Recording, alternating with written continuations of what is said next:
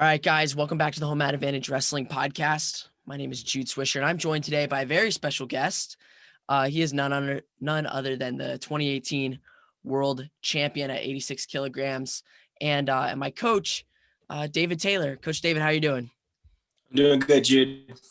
Yeah. Hey, it's been a couple minutes since you've been on the show. I think we had you back earlier this summer for, the fantasy dual meets and whatever. But I think the last time you were here for an interview it's got to be last October or November. So it's been over a year since you've been back on for an interview.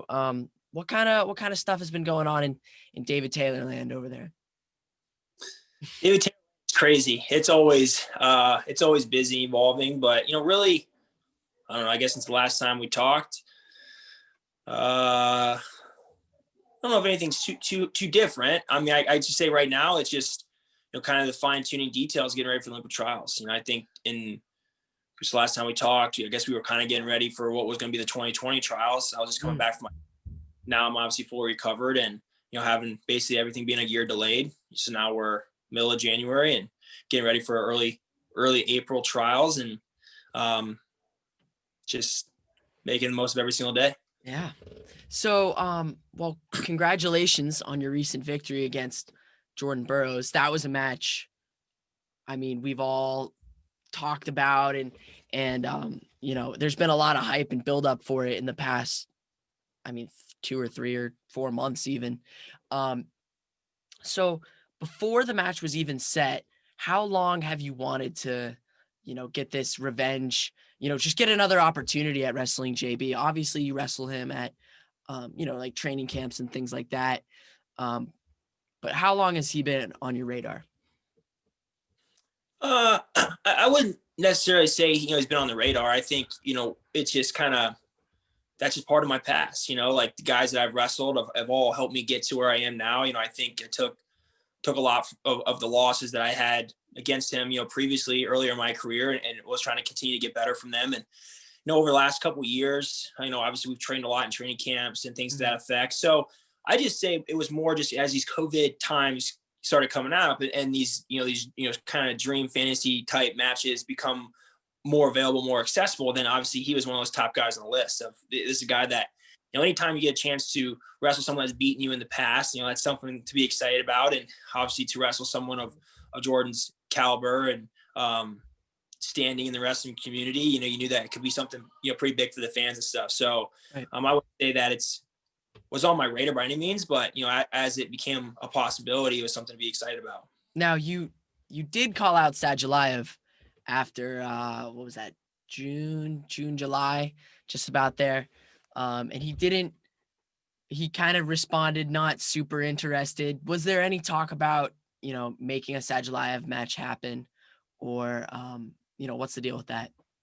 Yeah, I think again, I'm like at 86, I'm kind of like in the middle of a lot of big potential fantasy type matches, Yep. like guys below me, guys above me, so obviously anytime you get a chance to wrestle guys like that, it's pretty cool. And I would say Sadulayev was interested. I just think that they, Russia as a country, and just like anyone, but Russia is known to really like work backwards in the quad. So the Olympics is like their primary focus and they kind of work backwards for them. So I would say, and kind of where he's at in his career, he's looking for a second Olympic gold medal.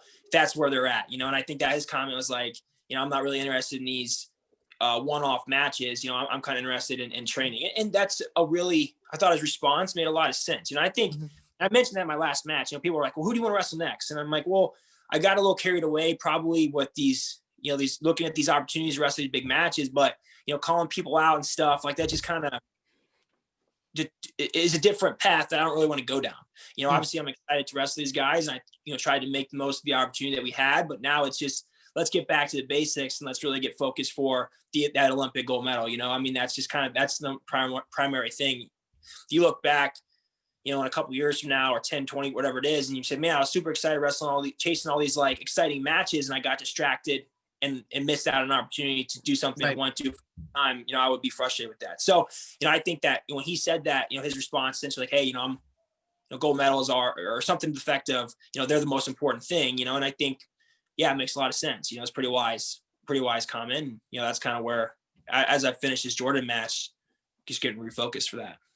That's yeah. I mean, I agree with you. And it's interesting because I was thinking about it the other day. Take Lee Kemp, for example, who is a guy who won, 3 world championships, right? And he was by all means like he was the favorite to go win the Olympics. But since that year we didn't send a team to the Olympic Games, he never got that opportunity to win that gold medal. And as a result, like,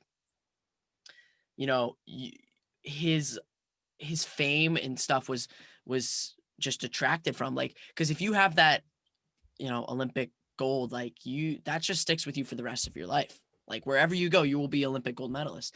And I know that Burroughs talked about it he went on the Joe Rogan podcast and talked about, like, when he gets announced, he's not world champion Jordan Burroughs, he's Olympic gold medalist Jordan Burroughs. Like, that is it's the gold standard, right?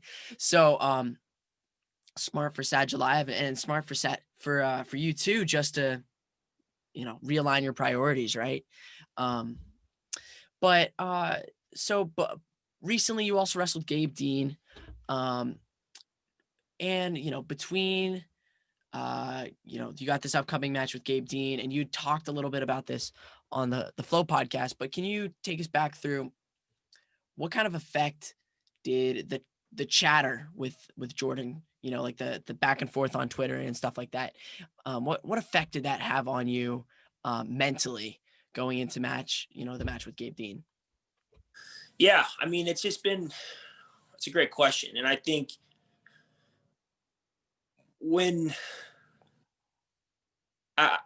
yeah, I mean, I guess just, kind of gather my thoughts a little bit, but when you have a match with a guy like Jordan, it's so weighs so heavily on your mind, for so many, emotion, the excitement, the, whatever the perceived, I guess, what do you gain, what do you lose in a match like that? Obviously right.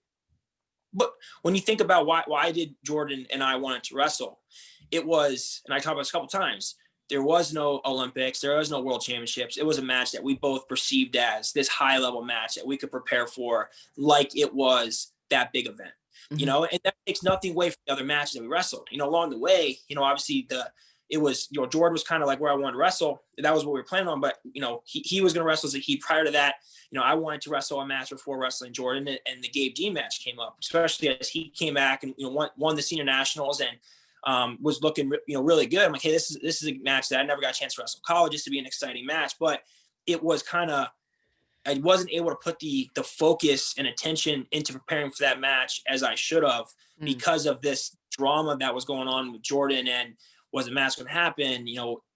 Whatever it is, not to rehash that by any means, but it's amazing to be at this point in my career where I've wrestled so many different matches, big matches, opportunities, but now with these like kind of prize fight matches that have been put up, it's a whole different experience. It's a whole different preparation to prepare for 1 6-minute match, and how to compartmentalize and prioritize, not a tournament, not winning 3 or 4 matches, but to get a match, but you have another one down the road that's kind of lined up, but not really lined up. So, the Gabe match was, just, it was a good learning experience. Again, just of, I hadn't made weight in a while, making weight, right. Performing against a guy that had weighed in and wrestled multiple times. I was very in the beginning of my training cycle of getting ready for the Jordan match. And I probably just didn't, I didn't feel like I really put in the preparation needed for that match.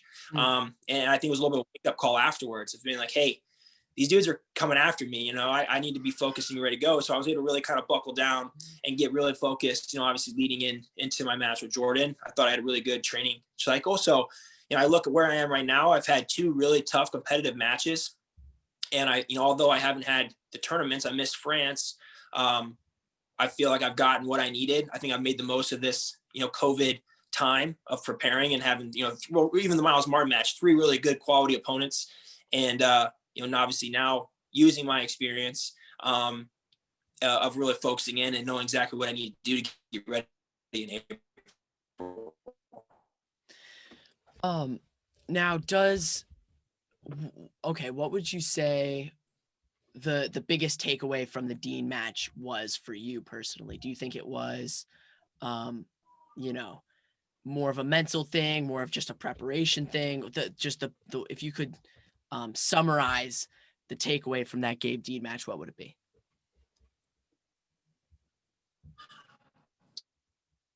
I mean, that guy is prepared. I mean, he has a great skill set. He's got a great training environment. Um, and I think that just realizing, hey, there's still things that I need to continue to work on.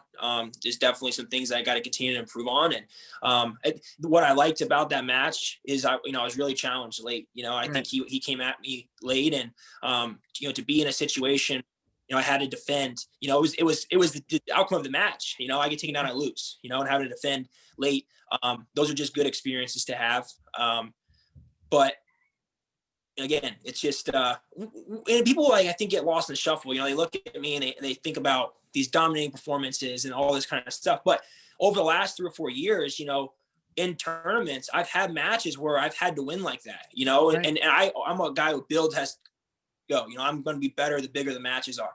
But I've had, in the Regan, I was down 4-0 to the Cuban, and I scored 2 takedowns in the last minute. I wrestled again at the Pan Ams, and I won 3-2. But those a lot of times they're just not really thought or talked about as much because they're overseas. They're at 4:30 in the morning, but Right. people kind of wake up and they see the fun.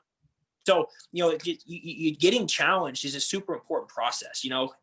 Because as a competitor, you want to always put forth a better, something. You want to be a better version the next time you step on the mat. So I was having this conversation with Nick Wadowski actually earlier today. And it's just like, I think during those times when you have those tournaments, well, if you're wrestling, 30 matches, you're going to have 3 or 4 matches that, you come back and, man, these weren't my best matches. You're going to have 20, 25 matches that you feel better, and you're going to ebb and flow with the things you're working on. And they don't always all come together at one time. We talked about this at the club. Like you want to have different ways that you can score. And you don't want to be at your best at the first match of the season. You want to be at your best in your last match of the season, when it's a gold medal match. So I think that's what these matches have done is I've been challenged in both of the matches that I've wrestled in. And now I can go back and say, I improved in these areas. I need to continue to improve in these areas. So obviously you're always looking forward to just getting a little bit better. Nice. So, you're building up for this Jordan Burroughs match. Unfortunately, you get contact traced. And I know you talked about, all the emotions that came with that. Who did you call first as soon as you heard, that you're not going to be able to compete on Saturday? Like, who did you call first? I felt obligated to call, my contact with Flow Sports, the guy that I've been communicating with most of this time with the process. Mm-hmm. And, it was like a devastating call, when it came to realization that I don't have COVID, but right. I've been traced, and by the CDC guidelines, I can't travel. I can't do these things. As a competitor, I'm like, I feel fine. I'll be ready to go. But I'm like, that's not really how the world works right now. Right. So I call and say, hey, listen, I have bad news. And he's like, are you sick? I'm like, no, I'm not. But I was, contact trace. And so we had to talk through the scenarios, and it ultimately came down, do you want to wrestle? I'm like, absolutely, I want to wrestle. So he's like, okay, we'll find out a way to make this happen. Kind of came back, and between the protocols that we have here of our medical staff and the protocols that they put in place, and really at this point, there's not a lot of precedent for that, but the NFL was kind of the best precedent of what do they do with contact tracing and right. repeated negative tests, and just kind of put a protocol together. I passed it. Obviously, I continue to have negative tests, no signs or symptoms, and we got on a call, and it was like, hey, we feel like Wednesday's the best day. I said, okay, I'm ready. Where we got to go? And, obviously it was determined that we need to go to Lincoln. So it was just a matter of, okay, we guess we're going to Lincoln. Yeah. And why was Lincoln decided? Like, why was that the choice? I think, for Jordan, he basically said, hey, it's Lincoln or bust at this point. It needs to be winning, and I think, he was in Austin, and I get it. In his position, it sucks. Like, he was down in Austin, and right. Then got the call that that, obviously the match wasn't going to happen. And, he had some obligations that he had to fulfill with Flow Sports and stuff, that he was down there, did the Joe Rogan podcast. So, I mean, it wasn't like going to Austin was a loss of time for him. I mean, he got on Joe Rogan, he got to do the things that he needed to do while he was down there. Everybody's like, you got to make that decision. Do I want to be in Austin for however many more days, or do I want to go home and get ready and obviously wrestle in your home gym? Anytime you get the option to wrestle in your home gym, you're going to be like, yeah, I want to wrestle at home. Yeah. Trainer there. So I can't really say what I would have done in his position, but that was kind of his stance, and I get it. Like, you need to start getting his weight down and things like that as well. So, that was just kind of what was presented, and I just said, all right, well, obviously if it's in Lincoln, what do we got to do to try and make it as neutral as possible? I thought that Flow Sports did a great job, in terms of that. And, it was interesting. We flew it's so last minute, we flew in Monday. Because now Flow had to move all of their stuff from Austin into Lincoln to they could do that. So I get there, there's no wrestling mat, there's no sauna, there's no workout accommodations. So prior to leaving, I had a couple friends in Nebraska, or a friend in Nebraska that I had reached out to and said, hey, do you know of a local gym in Lincoln that I could go to, to have some privacy, or to be able to have a place to train, over the next couple of days leading up to this. So I'd already kind of had some wheels in motion.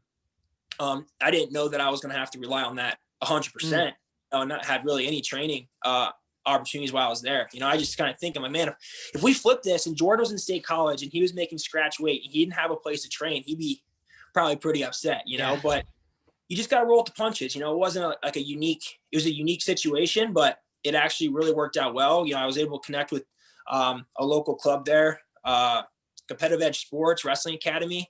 They had a beautiful facility. They very accommodating. Basically, hey, here's a key. You can come use it as little as much as you want. And it was a lifesaver. Like, if I don't have that venue, I don't wrestle for a couple of days, and how it would been hard to get my weight down and be ready to go. But having that venue, so that's good. And I know you had Chenzo in your corner. Was that always the plan? Was he going to go down with you to Austin? Yeah. So, Chenzo was a guy that, I've been training with him a lot over the last couple months. He's been working out in the garage and lifting and training. So we've developed a pretty close relationship. And I just say, hey, would you be interested in coming down with me, for this event? And he said, yeah. So, usually Casey Cunningham is the guy that always travels with me, but he had surgery on his shoulder. So he's out of commission from a wrestling standpoint. So he was in my corner to coach, and he was down there to help me run through stuff. But Chenzo came down as a workout partner, and just thank him a lot. It's a hard, humbling experience sometimes to be a competitor at the peak of your prime of your career, and to go somewhere to just train for a couple of days, and I really appreciate that, him taking the time out of his schedule to come down and train, and obviously Casey coming down to coach, just very thankful for those things. Right. So what was your technical mindset going into the match? What, obviously, like, your mental edge is you have a lot of confidence, and you're gonna go out and take care of business. But technically, did you have a game plan? Did you have anything that you were looking for specifically in the match? Yeah, I think in looking back of when I wrestled him in the past, again, it's a tricky situation, right? Because I'm not here to say, hey, this is the game plan to beat this guy. This is a fellow American. This is a guy that I've been teammates with in the past. I mean, there's a really good chance we're going to be teammates in the future, So, but yeah, I mean, I think I had a plan of things that, areas that I thought that I did in the past that I could improve in. But I still feel like the biggest change from when we wrestled then to now is just the experience of wrestling higher level matches, And I think I did a really good job for 5 minutes. And then with a minute left, I just thought about winning. I was thinking about continuing to score. So I did very disappointed about that. It doesn't really feel that satisfying. Just because of the way that I did wrestle last minute. I mean, that's just a decision that I made that, is what it is. But so yeah, I mean, I look back, I think I wrestled 5 great minutes and 1 stupid minute. But right. Again, it's all experience, and I'm glad that I was able to get that. Why'd you guys switch singlet colors? Was I supposed to be blue? That's what I had heard. I heard that you were supposed to be blue, and then now Jordan came out in a in his Olympic singlet, right? Oh, I only had a red singlet. Oh, So I, so it looks like there was no other option. yeah, I mean, when we got down there, like, bring your red and blue singlet. I said, I only brought a red singlet. So I guess that's the advantage of waking up in your own bed and doing your laundry. You got a red and blue singlet accessible. So Yeah, and sometimes it's, your Olympic gold singlet, yeah, that happens too. yeah, that's funny. When we were making this, obviously I was wearing my new Scrap Life shoes, a new color that's coming out, and I obviously wanted to have a singlet that matched that. So I wasn't even thinking about red or blue singlet. These exhibition matches, there's really no such thing as red or blue. People call it black, red singlets or purple singlets or whatever they are. It's a really, they've been an interesting branding opportunity. So I'm like, hey, I want this singlet to pop and go with my shoe color, and that was just the color that we came up with. And so it was nothing about red or blue. It was just the singlet that I had. It just happened to be more red than blue, I guess. I see. So, okay. One of the things I noticed from watching your match is that you had really good awareness when Jordan was on the edge, because that's one of the things he's the best at, is like he can toe that line and he can use that edge just really, really well. And you had talked about, earlier about how and one of the difference in your previous matches was that edge, right? You were getting him towards the edge, and he ended up separating your hands and ended up taking you out of bounds, right? And that was the difference in the match. How did you prepare in? Was this like a point of emphasis for you, basically, like when Jordan was on the edge? Yeah, I think, not to give away obviously things of what I do well or he does well, but I think I'm pretty. I think one area that I have to continue to improve is edge wrestling. I score a lot on the edge and I shoot on the edge a lot. Guys that are really good on the edge, they've waited and scored on me there. I think Kruglia did it in the semis.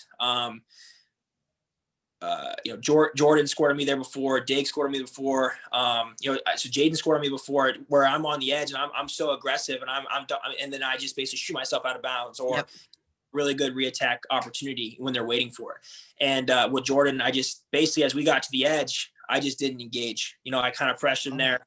I just kind of back off, knowing that. And he said it in one of his interviews. He expected me to shoot a lot and to shoot on the edge, and those are areas that he's been able to. Even in training, like those are where a lot of his scores come from. Not a lot of manufacturing off his takedowns, but a lot of off my stuff. So I knew going into that so I definitely wrestled a more calculated match probably than what I would have previously. And those are two areas that were, not overreacting when he started kind of going and being really smart on the edge. And I think, obviously they've definitely made a difference. And you attribute that to just more experience, it's literally been how many years since you guys have wrestled last? So just experience you attribute that to? Yeah, I think you just, for me, it's just kind of trying to continue to find ways of where I can improve and areas where, I don't give up a lot of scores and a lot of takedowns. But when I do, where are these coming from? And that was an area. And also knowing that he's very, very, very good on the edge, and I think, I went in with the mindset to win. I wasn't going in to compete.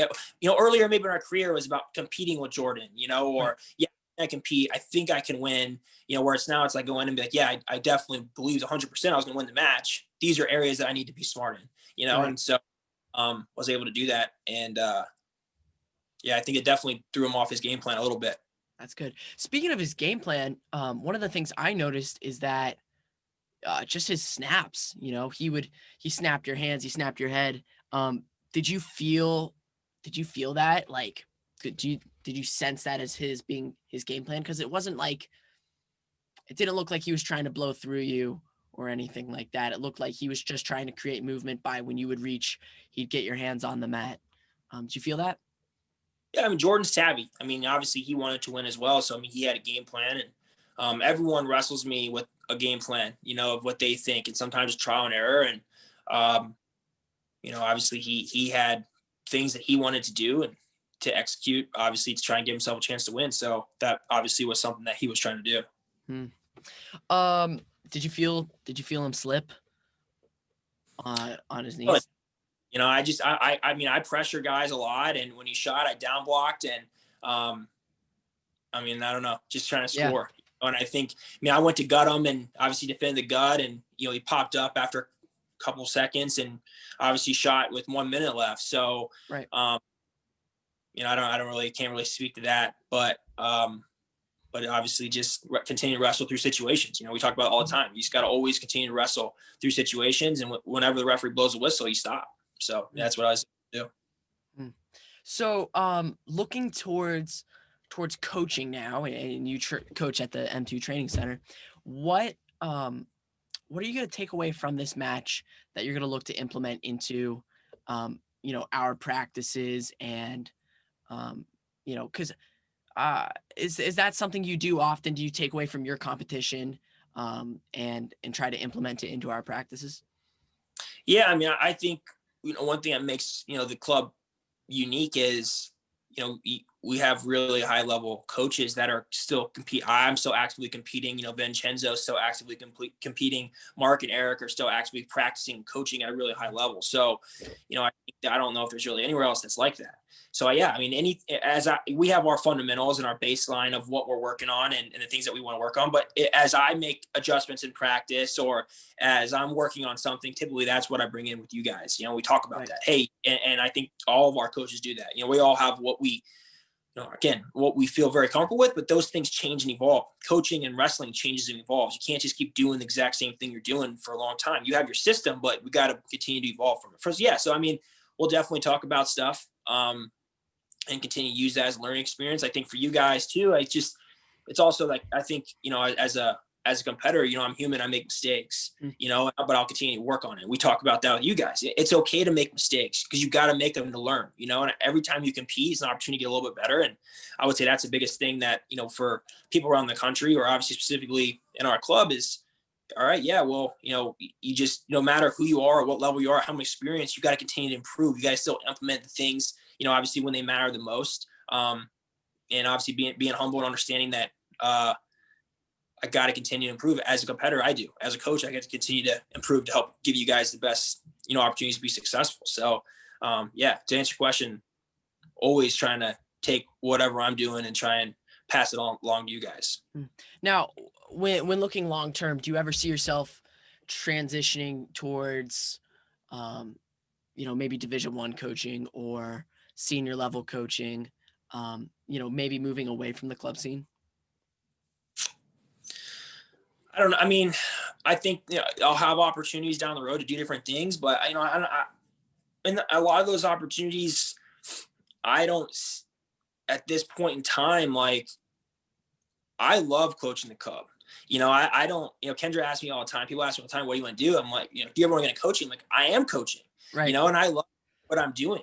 Like I like having the flexibility and the freedom to be able to kind of mold you guys. I think in a club, you have a lot of opportunities to really kind of take kids at a young age and kind of mold them from a mindset and a wrestling and tactical and being on you guys about little details at a young age all the way up through. And I don't think anything else allows you to do that. You might have kids for a few years, or 4 or 5 or 6, whatever. I mean, with you guys, I mean, we're starting with kids at 7, around for 10, 11 years during the prime development. And I think that, to me, is so exciting. And I think we're starting to turn that corner right now. We're 4 years in the club, and at all ages and levels, guys are starting to really kind of really believe into what we're working with and starting to really have success. So, that to me is the most exciting. I love to compete, myself, but the club is probably, it's rival there. It's as the most exciting thing for me, and seeing you guys continue to have success and build and make improvements. I really enjoy that aspect. And what did you always feel that way? Like, was that your initial attraction to just youth and high school coaching, was the promise of being able to mold young wrestlers, and to give them these good habits? Was that always what attracted you to it? I think once I got out of youth and high school, youth wrestling and stuff, I had no intention to ever go back. I think, I'm like, yeah, I would never do that. But I went on, I started thinking about, what would really be exciting for me, I really thought about it more, and I think, as it started, it was kind of just like a dabble, but as time went on, you start become fully ingrained. I know, I know more about the youth wrestling, middle school and high school circuit than I do probably the college circuit. And because I know all the names, I know all you kids, and I'm constantly trying to. So it's good. I finished my match with Jordan, and right away I shift to, okay, we got a dozen athletes at Tulsa Nationals. Right. Like, where are we at? Where's the bracket? What's their draw? We're communicating with them about helping them make weight and recover, and what to do after weigh-ins and before you wrestle, and where they are in the bracket, and stay focused one match at a time, and giving them little game plans and things. So although I couldn't be there, obviously I still am excited. It wasn't like, I competed, I finished wrestling, what's next for me? I finished wrestling and instantly want to shift my attention towards the kids, and I think, back to, schedule. So, like I said, me competing in the club they're pretty 50-50 for me. And, talk about the kids' performance at Tulsa Nationals. How'd we do overall? Pretty good. So we have 4 placers. So, I think, couple really cool takeaways, first and foremost, Evan Lazowski, who's been a kid that's like tough little dude, but just hasn't really been able to break through in the national tournaments. I see him in practice. I know how good he is.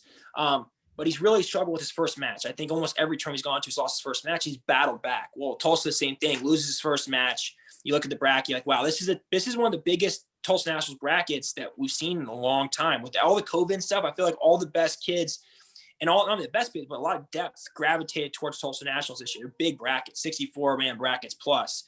So you look at Evan, you're like, okay, we lost the first match. Where are we at? Oh, we need eight matches to get third place. It's going to be a long day. And it's just like, he just cranks him out. So he lost his first day. And I think he won, the next day won 7 in a row. Gosh. And including beating the kid that beat him the first round. Comes back, gets third. So, obviously I think that's like, for him to kind of break through in place, I think is great. The way he did it, and it's obviously winning is great. First place is fantastic. Second place sucks. Make the finals, you lose in the finals. But third place, especially when you lose first round, I think that's one of the most satisfying things as a competitor, because it's really kind of overcoming adversity and making the most of your opportunity. So really happy for him. Asher Cunningham was third.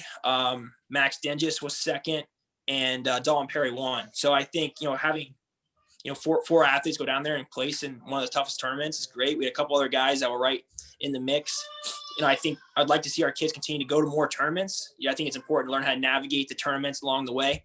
And for Dalton, I think he beat 2 guys that he beat Vince Bouzakis, who he's battled with his entire career. He's lost to him the last couple times. They battle back and forth. He kind of found a way at the end. He didn't really probably wrestle a great match, but found a way at the end. And then he beat O'Neal in the finals, who beat Dalton 2 years ago in the state finals. So that was a good tournament for him, overcoming 2 guys that he had lost to previously. And Asher kind of breaking through, getting third place in a really tough bracket. And Max, who lost the finals and then had a battle and win a true second match. So really proud of all 4 of those guys. And I know those are 4 of our most committed kids, and I know they'll be back in practice as soon as they get back, trying to make improvements. So again, It's just a step along the road. It's good. And I mean, that's probably the takeaway from all of this is like, let's just keep getting better, and one foot in front of the other. So Coach, I know you got to go, but thank you so much for coming back on the podcast. We'll have you on again, probably some other time. Congratulations again on your victory, and I'll see you here soon. Sounds good. Thanks, Jude. No problem.